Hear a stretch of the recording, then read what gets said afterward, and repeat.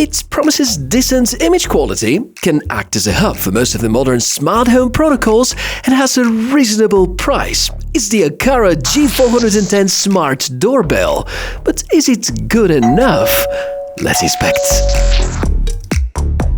Hi! Well, smart doorbells, and they're everywhere around us. This is the Aqara G410, which claims to be more than just a camera at your door. Doubles as a smart home hub, supports Matter, Thread, mmWave radar, and promises local storage without requiring a subscription. Nice to meet you, by the way. I'm Michael, and in this review I'm going to dig into how it really performs in real life, using it around my house, researching about other users' feedback, and combining all of that into a deep technical review with a lot of insights. Is it a really good choice to replace your existing hub and your doorbell? Let's inspect. First, the image quality, and in daylight the 2K footage is sharper than I expected, better than most basic 1080p doorbells. Captures a lot of details, clothing textures, small objects, faces, covers a very wide-angle field of view, which makes it great for fitting a lot of details inside the frame, even if the objects are standing really close to the camera. Note that in battery mode it is not recording all the time. Technically it could, but this is going to consume a lot of space. Better tune it to start recording based on detected motion, and I love the fact that you can configure the distance at which it triggers. So if you live at a busy street, you can ask it to ignore motions that are beyond 4 to 5 meters and record events only when the objects are closer than 3, let's say. Like many smart doorbells, it might struggle a bit in extreme backlight or very bright contrasts. HDR support is missing, so in scenes with strong sunlight behind the subject, you're going to see some washout. When it gets darker, we have two different modes. The infrared could be helpful, but it's gonna be a bit grainy. In darker areas, the image doesn't get as clean as ideal. If your porch has no auxiliary lighting, expect some loss of clarity. Overall, it's better than what I feared, and for many users, it's gonna be good enough, but do keep realistic expectations for night and tricky lighting. And know that 2K image sensor for a doorbell might actually be a better choice, requires less bandwidth than 4K, and outperforms most UHD sensors about low-light video. If you're interested in the design and the build quality discussion, well, physically the G410 looks quite similar to the previous G4 model. They are not identical though, a bit chunky, not ultra slim, but that's expected when you embed hub hardware and radar sensors inside. The button is large and satisfies with a tactile click, something that gets repeated praise in user forums. I totally agree to that. Build materials feel decent, molded plastic, clean finish, solid mounting bracket, but the weather protection is modest. It has IPX3 rating, which means basic splash resistance only. Now, let me walk you through the specs that might make the G410 special. These are not just numbers, but functional features. It captures video at 2K resolution in 4:3 aspect ratio, supports dual-band Wi-Fi, plenty of smart home protocols such as Thread, Zigbee and Bluetooth, functions as a Matter controller and bridge, and Thread border router. It has a mmWave radar sensor, and for local storage and continuous recording, you can count on internal micro SD card with up to 512 gigs capacity. Well, that's the core tech. Unfortunately, I wasn't able to identify the exact image sensor inside. Likely has 3 megapixel capacity, 1 by 2.8 inch in terms of diagonal, and has 175 degrees field of view. And all these specifications are important because in the past couple of years, we have the Sony Starvis 2 image sensor line rise, and we can see them mostly used with car DVRs, but we can see some device manufacturers also doing video surveillance hardware, utilizing them in their products too, and they are spectacular in low light. In here, despite the pretty good looking footage, we don't have top-notch hardware, unfortunately. Now let's talk about the installation. I mounted mine under a small overhang to protect it from direct rain. The bracket is intuitive. In fact, you have 2 of them, and Aqara have been thoughtful to give you the chance to mount it at the perfect angle.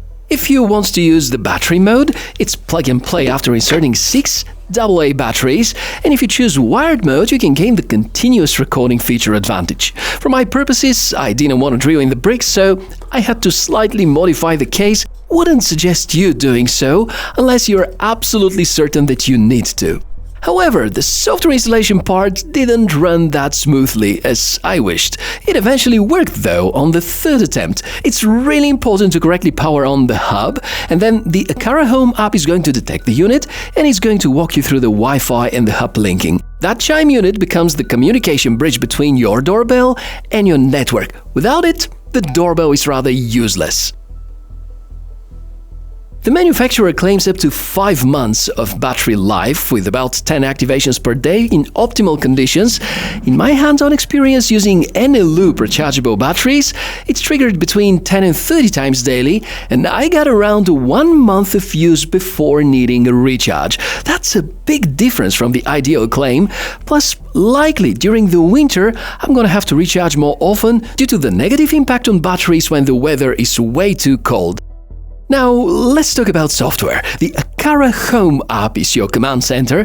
In my tests, navigation was generally fluid. You can preview the live feed, browse the event history, configure the motion zones, and set up automations. On the responsiveness side, with a strong network, live video and snapshots arrive quickly, sub-second latency most of the time. In weaker Wi-Fi spots, occasional lag or delays pop up. Some people report delays when switching views or opening history. I did experience certain connectivity hiccups. In the case when I tried to connect a few consecutive times to the live view, looks like it causes the connection to buffer, and this can be truly irritating. If you're looking for integration with smart home systems, it's there. It supports Apple HomeKit, Google Home, Alexa, and Samsung SmartThings. One important note here, if you add the device into HomeKit, its video resolution is a little bit reduced when streamed through HomeKit Secure Video, so you lose some of the 2K clarity. Of course, like most other cloud-based products, the G410 has a good relationship to certain AI features. For example, face and presence detection is available during daylight. This feature is quite accurate, reliably discerns people versus just movements.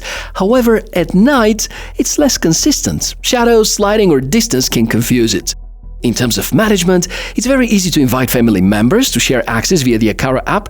Permissions are quite flexible. And there's one limitation: the doorbell does not support a direct VoIP call. When someone presses the button, you're gonna get a notification and you can open the live video feature, talk through the mic, but no ring-triggered call. And here's a fun bonus. You can change your own voice to be robotic, anonymous, or clown when talking to people at the door. This is an audio test with the Aqara G410, and this is my original voice through the speaker.